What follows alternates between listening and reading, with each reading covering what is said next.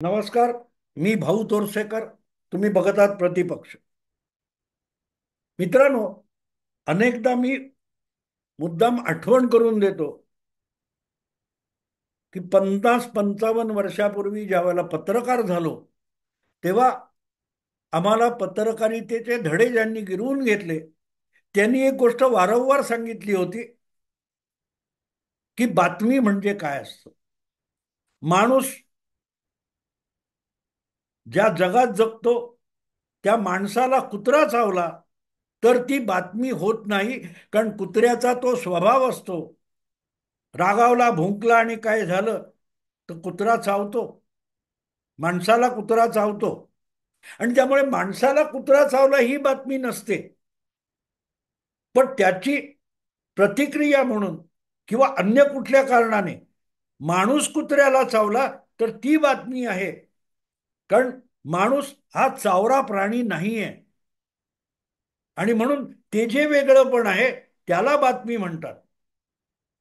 पण बहुतेक आजकालच्या जर्नलिझमच्या कॉलेजमधून आणि काय ते अभ्यासक्रम पूर्ण करून पत्रकार झालेल्या पिढीला बातमी कशाला म्हणतात हेच बहुधा शिकवलेलं नसावं. आणि त्यामुळे कुठल्याही खुलसट गोष्टीला उचलून त्याचा डंका पिटणं, त्याच्या ब्रेकिंग न्यूज बनवणं आणि त्याच्यावर डिबेट करणं म्हणजे पत्रकारिता होऊन बसलेली आहे. आणि त्याचे परिणाम आपण बघत असतो. आणि त्यातून काल परवा एक अशीच फडतूस घटना, फडतूस घटना म्हणजे ज्याच्याकडे बघून हसावं आणि पाठ फिरवून पुढे निघून जावं अशी बातमी एक एक प्रकारची नॅशनल न्यूज बनवण्यात आली. म्हणजे काय, तर लवकरच उद्धव ठाकरे यांची जी शिवसेना आहे ती आणि भारतीय जनता पक्ष यांच्यात परत एकदा युती होणार. आणि यासाठी आधार काय होता, तर एका लग्न समारंभामध्ये भाजपचे एक नेते म्हणजे चंद्रकांतदादा पाटील त्या लग्नाच्या स्वागत समारंभाला गेलेले होते. आणि तिथे आलेले उद्धव ठाकरे आणि चंद्रकांतदादा पाटील यांची भेट झाली. कुठलीही दोन सभ्य माणसं, सुसंस्कृत माणसं भेटली आणि एकमेकांची ओळख असेल तर एक शिष्टाचार म्हणून नमस्कार करतात, एकमेकाचं कुशल वगैरे पोहोचतात, खाली खुशाली विचारतात आणि आपापल्या बाजूने निघून जातात. त्यापेक्षा चंद्रकांतदादा पाटील आणि उद्धव ठाकरे यांची भेटगाठ काही वेगळी नव्हती. पण नुसती ती भेटगाठ झाली आणि तिथे उद्धव ठाकरे यांचे जे स्वीय सहाय्यक आहेत, आमदार नार्वेकर, मिलिंद नार्वेकर यांनी एक गमतीत चंद्रकांतदादांना विचारलं की मग युती कधी होणार. चंद्रकांतदादांनी तितक्याच गमतीत सांगून टाकलं की आम्हीही त्या सुवर्ण क्षणाची वाट बघतोय. आता यातली गंमत जर समजून घेतली तर ती बातमी होऊ शकली नसती. पण सूचक वक्तव्य म्हणून त्याच्या ज्या बातम्या पसरल्या की त्या सुवर्ण क्षणाची भाजपवाले वाट बघतायत, या बातमीला मुख्यमंत्री देवेंद्र फडणवीस यांनी बघता बघता अंगावर झुरळ पडलेलं असावं तसं झटकून टाकलं. लक्षात ठेवा मी काय शब्द वापरतोय, की ज्या वेळेला ही बातमी बनवण्यात आली आणि त्यावर भाजपचे महाराष्ट्रातले सर्वोच्च नेते मुख्यमंत्री देवेंद्र फडणवीस यांना प्रतिक्रिया विचारण्यात आली तेव्हा त्यांनी अक्षरशः झुरळ जसं अंगावर झटकावं तशी ही बातमी झटकून टाकली.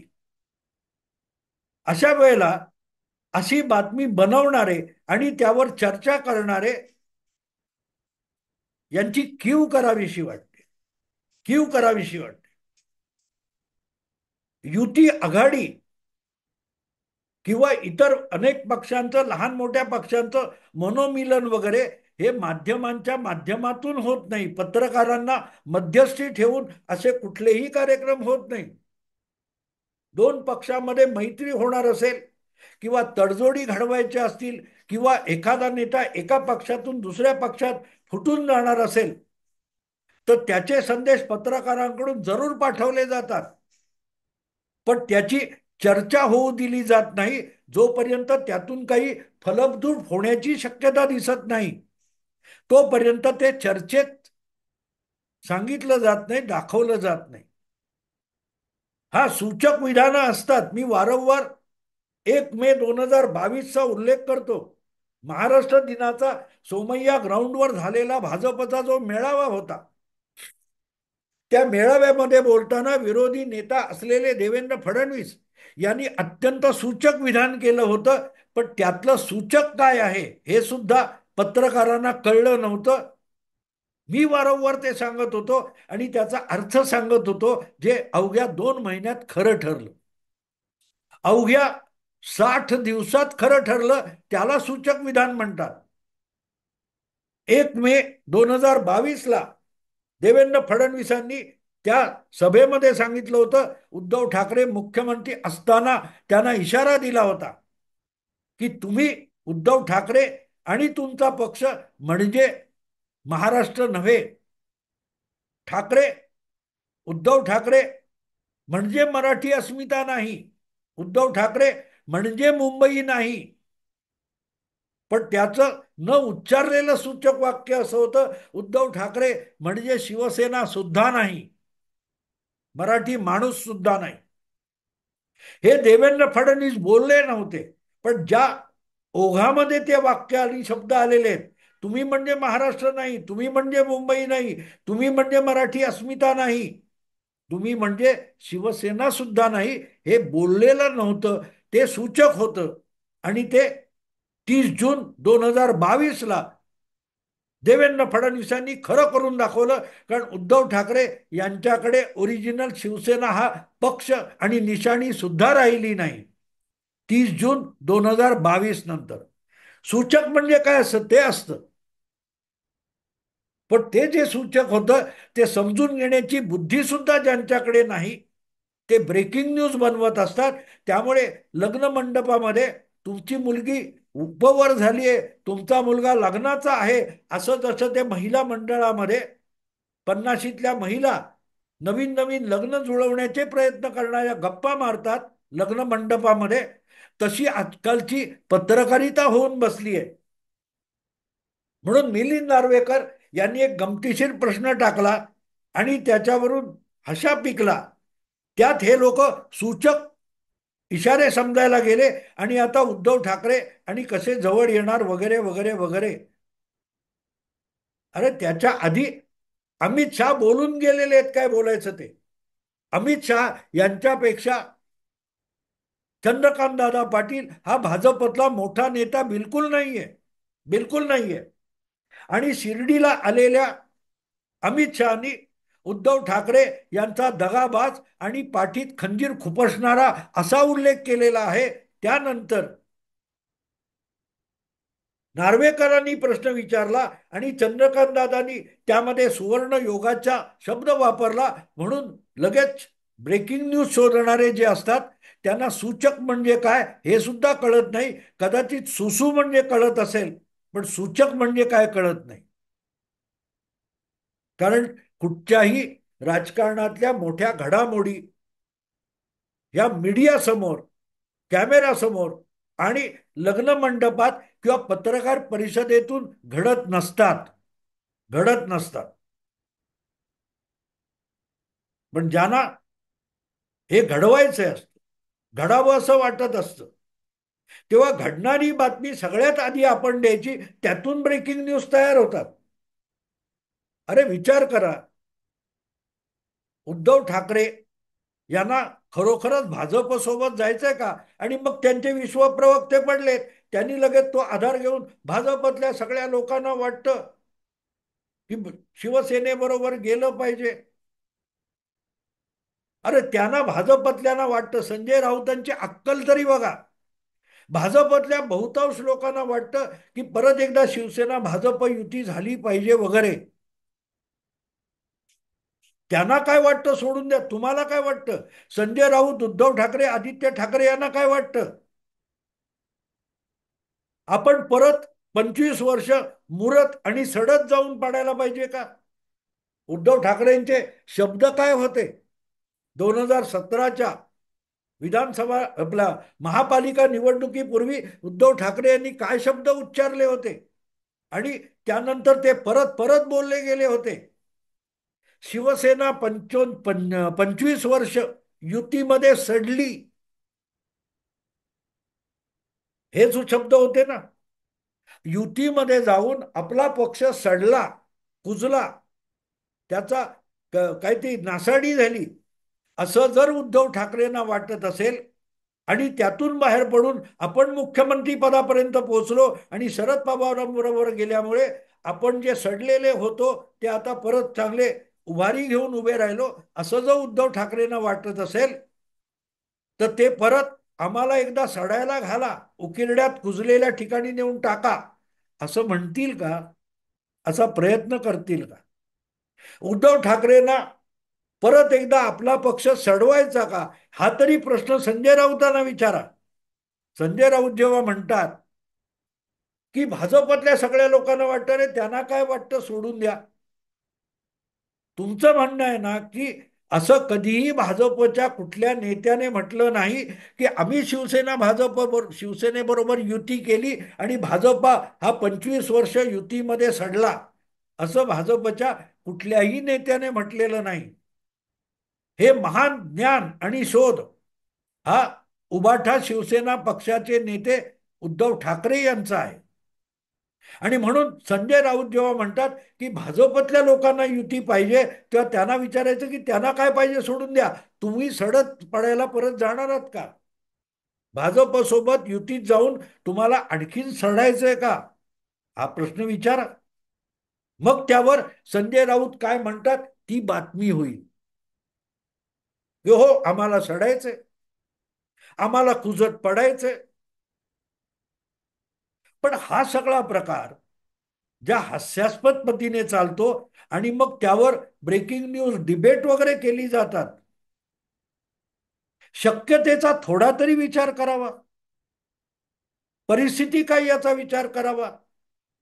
चंद्रकांत दादा किंवा तुमचे उद्धव ठाकरे हे जिथे भेटले ती राजकीय चर्चा गंभीरपणे करण्याची जागा तरी आहे का? कुठल्याही लग्नाच्या समारंभामध्ये थोडाफार हास्यविनोद चालतो, गंमत जम्मत चालते. पत्रकार परिषदेमध्ये किंवा जाहीर प्रचार सभांमध्ये एकमेकावर ज्या दुगाण्या झाडलेल्या असतात त्यातून बाहेर पडून थोडा हास्यविनोद करावा आणि थोडं गमतीत एक दुसऱ्यांच्या जवळ जाण्याचा प्रयत्न करावा, यासाठी एक विरंगुळा म्हणून असे स्वागत समारंभ ठेवलेले असतात. त्यामध्ये विविध पक्षांच्या कुंडल्या जुळवल्या जात नाहीत किंवा युती आघाडी गटबंधनाच्या पत्रिका जुळवल्या जात नाहीत. एवढी तरी अक्कल आजच्या पत्रकारांना उरली आहे का, असा प्रश्न म्हणून पडतो की काय खुळेपण आहे. आणि हे मराठीत येऊन गेल्यानंतर हिंदीत पण त्याची सुरुवात झाली की उद्धव ठाकरे फडफडा रहे. अरे कोणी सांगितलं उद्धव ठाकरे ना भाजप सोबत यायचे? असं कुठेही उद्धव ठाकरेंनी साधा सिग्नल सुद्धा दिलेला नाही, साधा सिग्नल सुद्धा दिलेला नाही.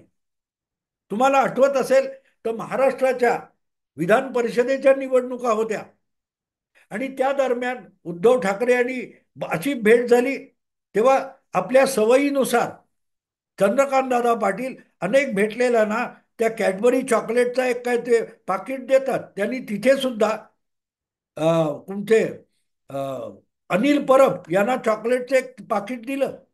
लगेच त्याच्यावरून शुभेच्छा आणि चर्चा सुरू झाल्या. राजकारण इतकं हलकं असतं, सोपं असतं आणि सहजगत्या उलगडणारं असतं, तर राजकारण्यांना पत्रकारांना उल्लू बनवून आपले डावपेच खेळावे लागले नसते. पण गंमत अशी आहे की उथळ पाण्याला खळखळाट फार, त्या पद्धतीत जे पत्रकारिता चालते त्यामध्ये असल्या कुठल्याही बारीकसारीक गोष्टी उचलल्या जातात आणि त्याच्या ब्रेकिंग न्यूज केल्या जातात. जरांगे उठले, जरांगेंचा ताप वाढला, जरांगेंना कोणीतरी आग्रह केला तर ते पाणी प्याले. या ब्रेकिंग न्यूज होतात. आणि अशा ब्रेकिंग न्यूज करणाऱ्यांना राजकारणातली जी खोली आहे, गहराई आहे, तिचा थांगपत्ता तरी लागू शकेल कधी, की कुठे काय चाललंय, कोण कुठे जाणार आहे, का जाणार आहे, आणि त्यातून काय साधलं जाणार आहे. महिन्या दीड महिन्यापूर्वी शरद पवारांच्या वाढदिवसाला अजितदादा काय जाऊन पोचले, तर लगेच अजितदादा आणि शरद पवार यांचे दोन पक्ष एकत्र येणार आणि कोणाला केंद्रात मंत्री केलं जाणार. अरे, तो निर्णय अमित शहा किंवा मोदींना घेऊ देत ना, की कोणाला एनसीपीतून मंत्री करायचं. पण हे सगळे पत्रकारच करायला लागलेत. गजब गजब वाटतो मित्रांनो, की इतकं सोपं राजकारण असतं. तर पक्ष काढून लोकांच्या काही त्या निवडणुका लढवून लोकांच्या शिव्या शाप घेत परत परत दारोदार फिरून मतांचा जोगवा मागायची पाळी राजकारण्यांवर आली नसती. इतकं राजकारण सोपं असतं तर शक्य झालं नसतं. अर्थात पत्रकारांना सुद्धा मध्यस्थ म्हणून राजकारणी आणि राजकीय पक्ष वापरत असतात यात शंका नाही. पण ते इतकं उघडपणे होत नसतं. किंबहुना अनेकदा चुकीच्या बातम्या पसरवण्यासाठी पत्रकारांना राजकारणी हातोहात उल्लू बनवत असतात.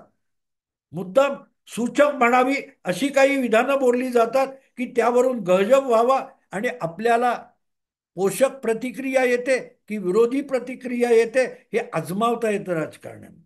आणि म्हणून राजकीय नेते जाणीवपूर्वक पत्रकारांना आतली बातमी म्हणून, सूत्रांच्या बातम्या म्हणून काहीतरी फडतूस माहिती पुरवतात आणि मग जनमानसामध्ये कसली प्रतिक्रिया येते ती आजमावून बघतात.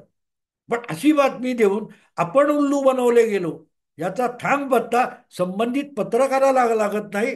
तो म्हणतो की मी गौप्यस्फोट केला, मला काहीतरी एक्सक्लुझिव्ह बातमी माझ्याकडे होती, असं बोलतो. वस्तुस्थिती तशी नसते.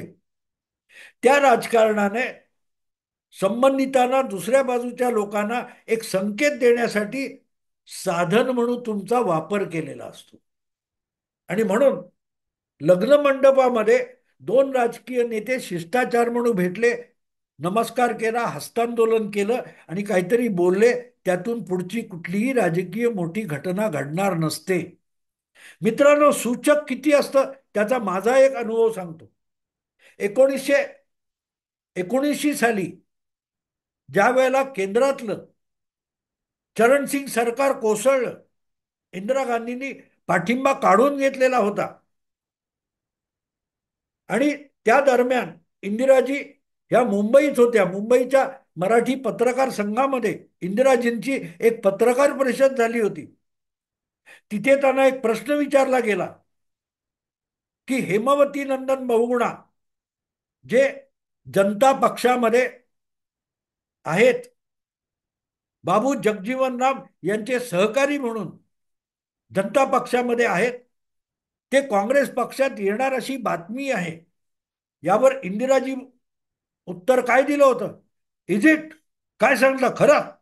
मला तरी माहिती नाही बाबा की ते इंदिरा काँग्रेस पक्षात बहुगुणा येणार आहेत, हे मला तरी माहिती नाही, असं इंदिराजींनी संध्याकाळी 6-7च्या सुमाराला मुंबई मराठी पत्रकार संघामध्ये एका प्रश्नाला उत्तर देताना सांगितलं होतं.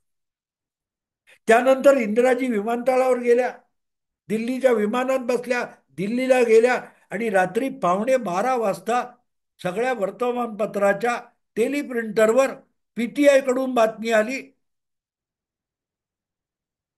हेमावती नंदन बहुगुणा यांना इंदिरा काँग्रेसमध्ये प्रवेश देण्यात आलाय आणि त्यांना सेक्रेटरी जनरल करण्यात आले. पण हाच प्रश्न 5 तास आधी मुंबईत विचारला गेला तेव्हा इंदिराजींनी तो विषय झटकून टाकला होता. सूचक सुद्धा काही इशारा दिला नव्हता. राजकारणी इतके बारकाईने परिणामांचा विचार करून बोलत असतात. आणि जर तुमच्या समोर अघडपघड बोलले तर लक्षात ठेवा यातलं काहीही होणार नसतं. आणि म्हणून चंद्रकांतदादा पाटील आणि उद्धव ठाकरे हे एका लग्न समारंभात भेटले आणि हसत खेळत बोलता बोलता त्या सुवर्ण क्षणाची वाट बघतोय वगैरे वगैरे असं बोलले असतील तर लक्षात ठेवा, असा सुवर्ण क्षण नजीकच्या भविष्य काळात उद्भवण्याची सुद्धा शक्यता नसते. आणि तशीच प्रतिक्रिया देवेंद्र फडणवीसांनी या ब्रेकिंग न्यूजवर तात्काळ दिली. झुरळासारखी ती बातमी अंगावरून झटकून टाकली, तो प्रश्न झटकून टाकला. एक लक्षात ठेवा, राजकारणातल्या घडामोडी या लग्न मंडपात ठरवल्या जाणाऱ्या भविष्यातल्या लग्नाच्या कुंडल्या नसतात, लग्न पत्रिका नसतात, जन्मपत्रिका नसतात की नवी लग्न जुळवावी. युत्या, आघाड्या, गठबंधन हे अतिशय विचारपूर्वक राजकीय नेते करत असतात किंवा त्यात मोडता सुद्धा घालत असतात, पण तो पत्रकारांच्या साक्षीने केला जात नाही. त्यासाठी योग्य मुहूर्त, योग्य परिस्थिती शोधली जाते. तेव्हा हे जे काय सुवर्ण क्षण ज्यांनी गोळा केले आणि त्याच्या ब्रेकिंग न्यूज बनवल्या, त्यांच्यासारखे मूर्ख तेच असू शकतात. एवढंच बोलून थांबतो. आवडलं लाईक करा, शेअर करा आणि प्रतिपक्षाला सबस्क्राईब करा. नमस्कार.